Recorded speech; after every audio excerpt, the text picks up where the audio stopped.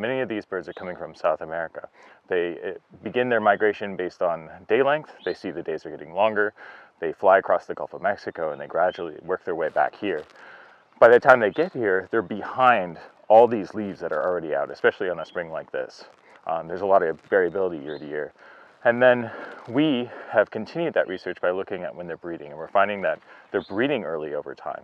And so this most recent article is asking whether or not they're breeding early because they're arriving a little bit earlier, or are they initiating breeding much earlier after arrival. In order to catch up, because they're not able to catch up during migration, they can only advance that a little bit, they catch up by breeding much earlier, more quickly after they arrive, especially in springs like this, which are earlier than many springs.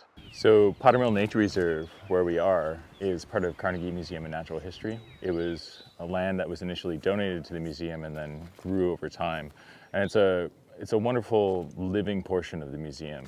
It is a typical habitat for southwestern Pennsylvania in this Ridge Valley network. And it's a great place to see what birds are migrating through or breeding or wintering. So we study birds here year-round at Powdermill Nature Reserve and the Avian Research Center. Powdermill as a whole is over 2,000 acres, and the Avian Research Center only is 2.5 acres.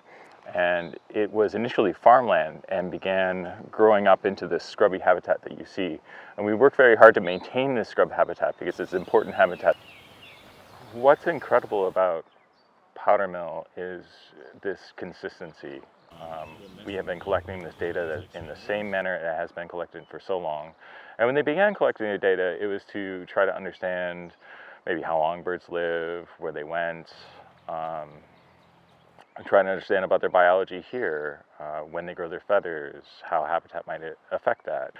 And many of those questions are still relevant today. It's very complicated, challenging to follow these birds on the migration and understand how all the changes to the habitats, both locally and then globally, are affecting the birds. And so we have this data set that we're continuing to build off to be able to try and ask questions that we may not have thought of yet.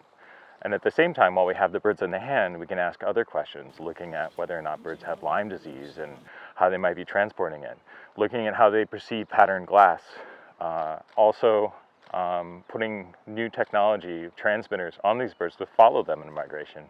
So we can both use the old and the new at the same time to get a better perspective of birds, how they fit in with this world.